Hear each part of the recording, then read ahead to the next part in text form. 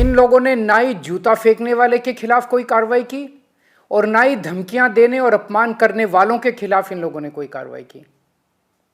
ऐसा लगा जैसे ये सब एक सुनियोजित सिस्टमैटिक तरीके से किया गया एक षड्यंत्र है। जस्टिस गवाई दलित समाज से आते हैं। इन लोगों को यह बिल्कुल बर्दाश्त नहीं हो रहा कि दलित समाज से कोई व्यक्ति अपनी मेहनत और लगन से न्यायपालिका की टॉप पोस्ट तक कैसे पहुंच गया। अगर देश के मुख्य न्यायाधीश पे हमला करने वालों पर कोई एक्शन नहीं हुआ तो दूसरे जजों को कौन बचाएगा फिर।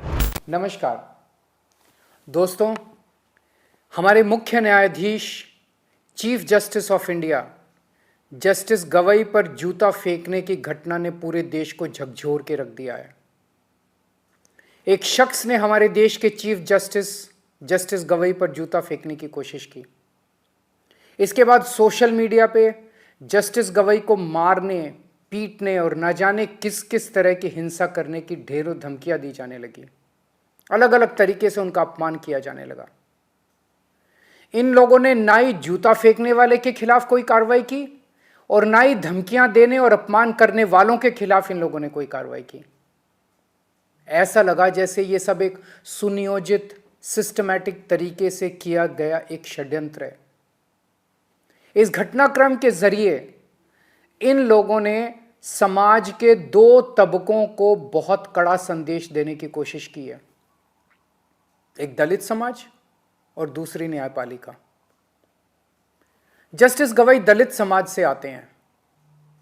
इन लोगों को यह बिल्कुल बर्दाश्त नहीं हो रहा कि दलित समाज से कोई व्यक्ति अपनी मेहनत और लगन से न्यायपालिका की टॉप पोस्ट तक कैसे पहुंच गया। क्या ये इनकी हरकतें दलित समाज को डराने और अपमानित करने की कोशिशें नहीं है? इसके बाद एक आम दलित किससे न्याय की उम्मीद करेगा?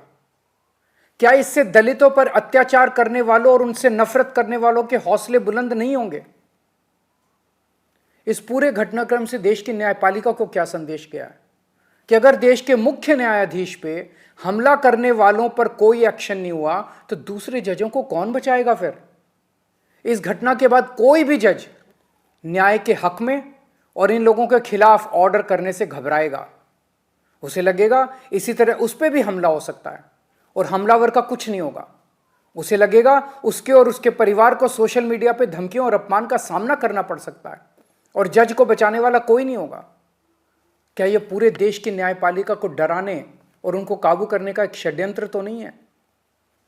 जूता फेंकने वालों को और चीफ जस्टिस को धमकियां देने और उनका अपमान करने वालों को ऐसी सख्त सजा दी जाए कि भविष्य में कोई न्यायपालिका के खिलाफ खिलवाड़ करने की हिम्मत ना कर सके। चुनाव आयोग, मीडिया और विपक्ष के बाद अब यह न्यायपालिका की आवाज को दबा के पूरे लोकतंत्र को खत्म करना चाहते हैं।